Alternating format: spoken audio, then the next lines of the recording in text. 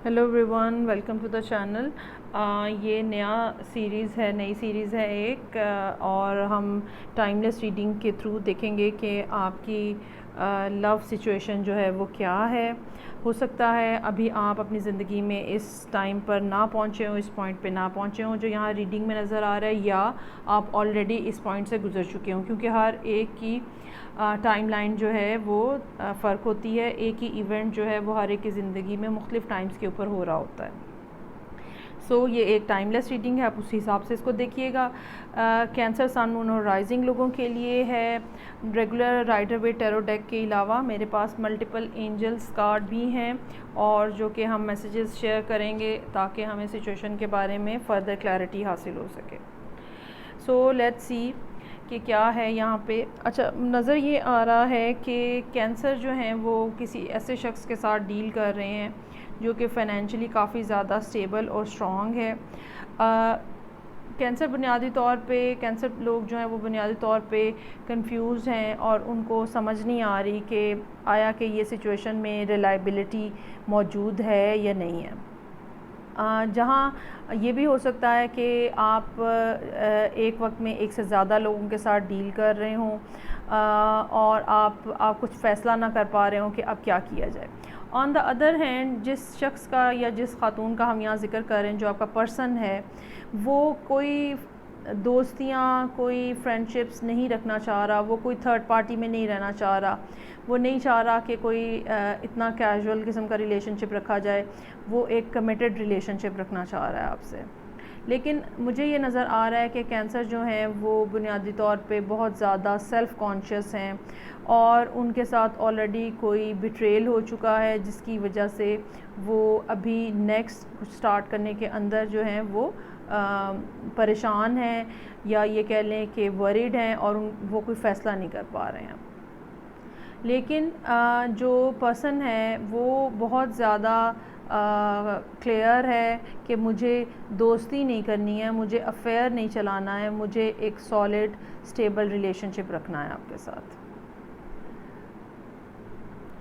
इस सारी सिचुएशन के अंदर एक ये भी फैक्टर है कि जो आपका पर्सन है वो बहुत ज़्यादा शायद इंतज़ार ना करे, या वो शायद बहुत ज़्यादा इंतज़ार ना करना चाहे, और वो चाह रहा है कि आप जो है फ़ौरी तौर पे एक डिसीजन लें, सो दैट पता चल सके कि उसकी अपनी पोजीशन जो है वो इस सारी सिचुएशन के अंदर क्या है।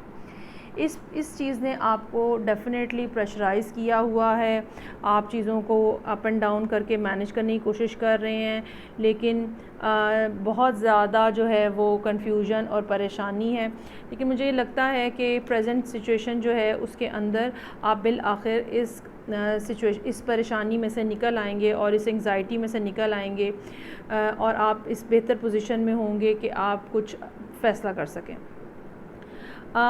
आपको भी नज़र आ रहा है कि जो ऑफ़र हो रही है, तो जो पर्सन है आपका वो बहुत रिलायबल है, आपको भी इस चीज़ का एहसास है और ये चीज़ आपको हेल्प कर रही है डिसीजन बनाने में। हो सकता है कि आपने उनकी लाइफ को चेक करने के लिए उनके ऊपर नज़र रखी हुई हो, और या आप लोगों की बेसिकली कोई डायरेक्ट कम्युनिकेशन नहीं हो रही, लेकिन इसके बावजूद आप इनडायरेक्ट तरीके से उनके बारे में इंफॉर्मेशन लेने की कोशिश कर रहे हैं। मुझे ये लगता है कि आने वाले वक्त के अंदर ये जो रेजिस्टेंस है, ये जो कन्फ्यूजन है, ये जो परेशानी है, ये बेसिकली ख़त्म हो जाएगी, और ये जो एक रिलेशनशिप स्टार्ट करने में या किसी के ऊपर दोबारा ट्रस्ट करने में रिलक्टेंसी है, ये भी ख़त्म हो जाएगी। ऑन द अदर हैंड, जो पर्सन है आपका वो अपनी ज़िंदगी में एक नया चैप्टर स्टार्ट करना चाह रहे हैं। वो चाह रहे हैं कि पिछली सारी बातें जो हैं वो ख़त्म हो जाएं और एक नए सिरे से एक नया रिलेशनशिप जो है वो स्टार्ट हो सके, जो कि स्टेबिलिटी के ऊपर, स्ट्रेंथ के ऊपर जो है वो हो। रिलेशनशिप इस बारे में ये कह रहा है कि चीज़ें जो हैं वो स्ट्रॉन्ग हो जाएंगी, वो एक प्रॉपर, जैसे एक सिस्टमेटिक अंदाज में जो रिलेशनशिप है वो आगे बढ़ेगा, और डेफिनेटली एक स्ट्रेंथ के साथ जो है वो आगे बढ़ेगा। लेकिन इसमें ये है कि आपको कम से कम कैंसर, आपको एक्शन इसमें ज़रूर लेना पड़ेगा कोई ना कोई, क्योंकि जब तक ये कोई फ़ैसला नहीं कर पाएंगे आप, तो तब तक ये कोई भी चीज़ जो है वो ऑन ग्राउंड हो नहीं पाएगी। सो आपको इस बारे में डिसीजन लेना पड़ेगा, आपको इस बारे में एक्शन भी लेना पड़ेगा और आपको इस बारे में लीड भी करना पड़ेगा। जो एंजल कार्ड्स हैं इस सारी सिचुएशन के अंदर, पहला कार्ड है, ये इसकी बैक है, ये कहता है, मैसेज दे रहा है कि express love through gifts, a small token of love can convey great appreciation. अगर आप इस कन्फ्यूजन का शिकार हैं कि आप किस तरह से अपना येस जो है वो अपने पर्सन को पहुंचाएं, तो उसके बारे में आपके लिए एडवाइस ये है कि आप उनको कोई गिफ्ट दे सकते हैं। ये एडवाइस जो है ये आप दोनों में से किसी के लिए भी हो सकती है और दोनों के लिए भी हो सकती है। दूसरा जो एंजल मैसेज है आपके लिए स्पेसिफ़िकली वो ये है, you are at the end of a cycle in your life. Call upon your angels to comfort you and to guide you to your next step. Happiness awaits you now.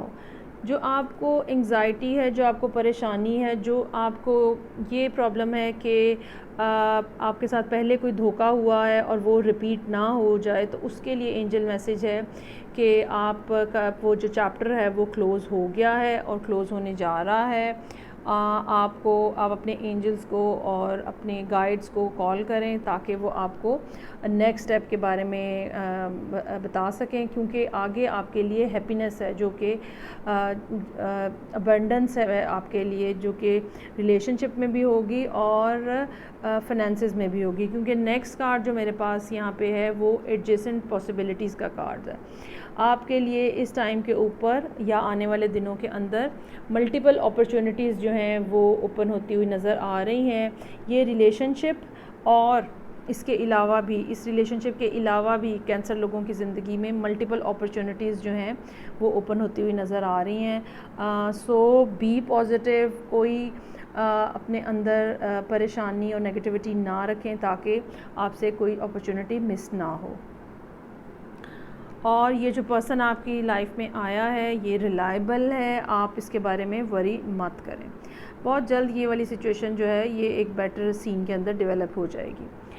सो ये reading थी cancer, sun, moon और rising लोगों के लिए। Timeless reading है, I hope आपको अच्छी लगी होगी।